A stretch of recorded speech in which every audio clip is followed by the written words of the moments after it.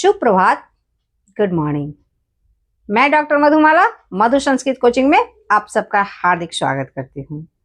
आज मैं बहुत ही इंपॉर्टेंट विषय लेकर के आई हूँ जो है UP TET examination. UP TET examination के सिलेबस को सारे बच्चे जानना चाहते थे। बहुत बार उन्होंने कहा, मुझे कमेंट में लिख के बताया। तो आज मैं यूपी टेट के सिलेबस की मुख्य बातें को लेकर के आई हूँ कि क्या क्या मुख्य बातें उसमें होती है, कैसे कैसे सवाल पूछते हैं, किस किस सेक्शन से सवाल पूछे जा सकते हैं। तो आज हम लोग यूपी टेट सिलेबस के मुख्य बातें को जानेंगे। तो व्याकरणिक जो जो चीज होता है उसको सबसे पहले आज हम लोग रखेंगे। सबसे पहले तो शब्द रूप, सबसे पहले शब्द रूप, उसके बाद धातु रूप,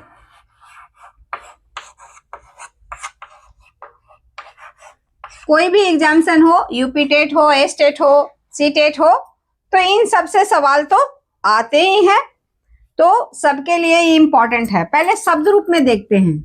शब्द रूप में क्या क्या? आकारांत, आकारांत, आकारांत,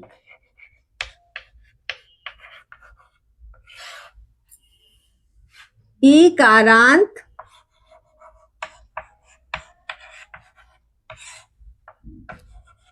ईकारांत, दीर्घ इकारांत, उकारांत,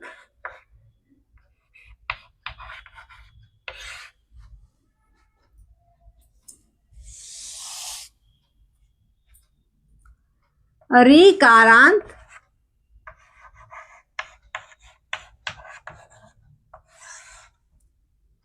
पुल्लिंग, स्त्रीलिंग,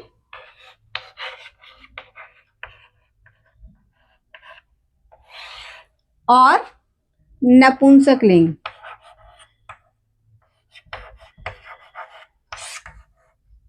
नपुंसक लिंग। तो इतने सारे शब्द रूप को आपको देखना चाहिए। तो जिनका पहले से संस्कृत नहीं है वो नहीं समझ पा रहे होंगे आकारांत, ईकारांत, तो आज मैं एक उदाहरण देकर इसको बता रही हूं। आकारांत जैसे राम का शब्द रूप अगर हम लोग लेते हैं तो राम में क्या है? मौ में अ है, तो ये हो गया इसका शब्द रूप आकारांत। उसी प्रकार आकारांत अगर हमको देखना है, आकारांत, तो आकारांत क्या होता है? जैसे लता, रमा, तो ये सब में क्या है? आखिरी में तो के साथ आ लगा है, तो इस तरह से आकारांत। इसी प्रकार अगर आप ईकारांत देखना चाहते हैं तो देखें, मति है, बुद्धि है, तो ये सब के आखिरी में क्या है? हर्षई है, हर्षई है, तो ये सब हो गया ईकारांत। तो इस प्रकार से अब आप लोग समझ गए होंगे आकारांत, ईकारांत, हर्ष विकारांत, दीर्घ इकारांत, उकारांत और ईकारांत शब्द रूप सबको एक एक करके देखना है, सबका एक एक याद रखना है ताकि एग्जामिनेशन में आप अच्छे से लिख सके, जान सके।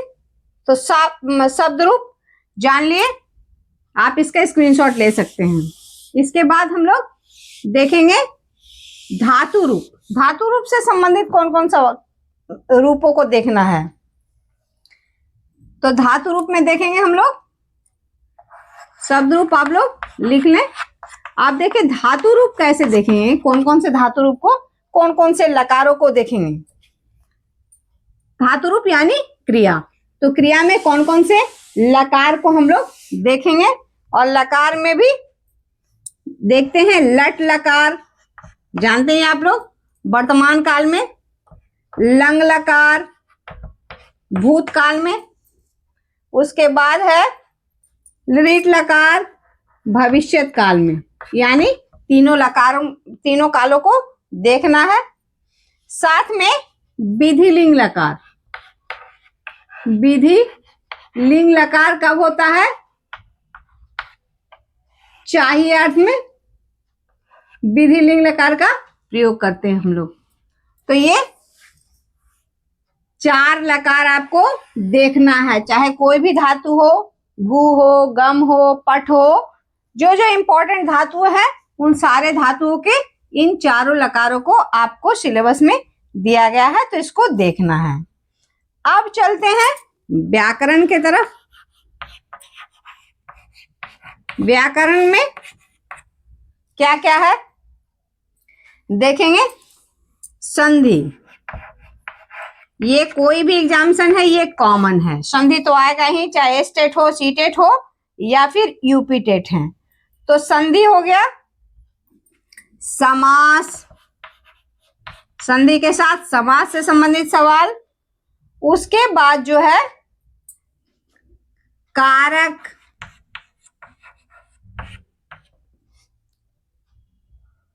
वचन,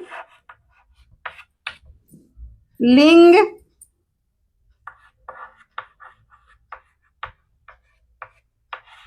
पुरुष, कारक, समास, संधि, वचन, लिंग और क्या बच गया अब? अव्यय, अव्यय और वाच्य परिवर्तन, वाच्य परिवर्तन। ठीक है, वीडियो में आखिरी तक बने रहेंगे क्योंकि वीडियो के आखिरी में मैं एक इंपॉर्टेंट चीज आपको बताने वाली हूं। तो वीडियो में आखिरी तक बने रहेंगे ताकि आपको सिलेबस के साथ साथ कुछ इंपॉर्टेंट जानकारी भी मिल सके। तो संधि तो पढ़ना है आप लोग को। संधि से संबंधित मैंने बहुत सारे वीडियो डाल रखे हैं। अव्यय से संबंधित, अव्यय किसको कहते हैं? जिसका तीनों लिंगों में रूप नहीं बदलता है। वाच्य, वाच्य परिवर्तन से हम लोग वाक्य को बदलते हैं, उसी को कहते हैं वाच्य परिवर्तन। कर्तृवाच्य, कर्मवाच्य और भाववाच्य, जिसमें कर्ता की प्रधानता हो कर्तृवाच्य, जिसमें भाव की प्रधानता हो भाववाच्य और जिसमें कर्म की प्रधानता हो कर्मवाच्य। और समास, समास तो बहुत ही इंपॉर्टेंट है। समास तो बहुत इंपॉर्टेंट है क्योंकि इससे बहुत सारे सवाल पूछे जाते हैं। समास के कई भेद हैं और उसके बाद अव्यय भाव, तत्पुरुष, द्वंद्व, बहुब्रीहि, ये सब तो आप लोगों ने पढ़ा ही होगा। साथ में है कारक। कारक संस्कृत में 6 कहे गए हैं, संबंध कारक को नहीं मानता। वचन 3 है, एक वचन, द्विवचन और बहुवचन। उसके बाद लिंग, स्त्रीलिंग, पुल्लिंग और नपुंसक लिंग। और उसके बाद पुरुष, प्रथम पुरुष, मध्यम पुरुष और उत्तम पुरुष। तो इस तरह से व्याकरण से संबंधित सवाल आते हैं। अब देखते हैं इसके अलावा क्या आता है। इसके अलावा आपके सिलेबस में जो है वो मैं बता दे रही हूं। सामान्य ज्ञान, सामान्य ज्ञान, इसमें क्या आता है? घर परिवार, घर परिवार, उसके बाद पशु पक्षी, पशु पक्षी, घरेलू वस्तुओं का संस्कृत में नाम, घरेलू वस्तुओं का संस्कृत में नाम।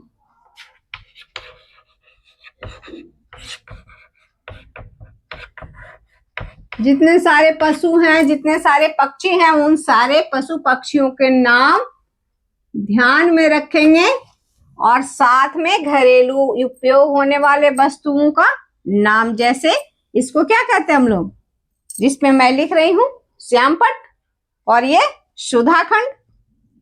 तो इस तरह से बहुत सारे वस्तुओं के नाम भी पूछे जाते हैं। अब आते हैं हम लोग और क्या है सिलेबस में, तो सिलेबस को देखेंगे हम लोग। सिलेबस के आखिरी में है शिक्षण शास्त्र, शिक्षण शास्त्र।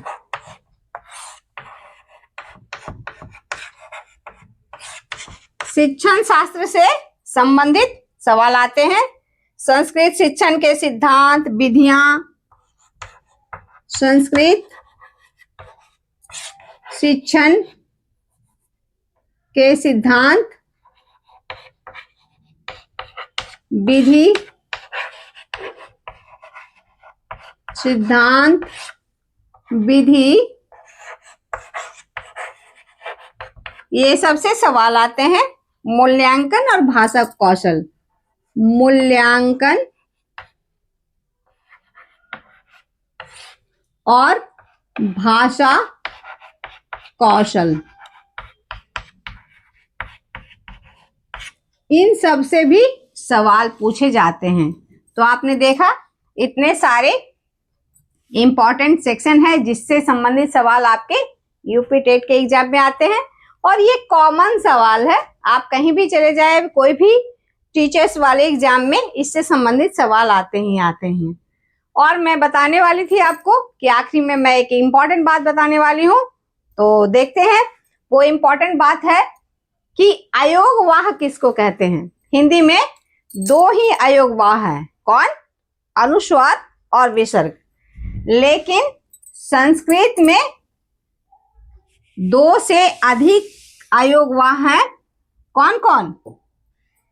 अयोगवाह की संख्या यहाँ पे कितना है? 4।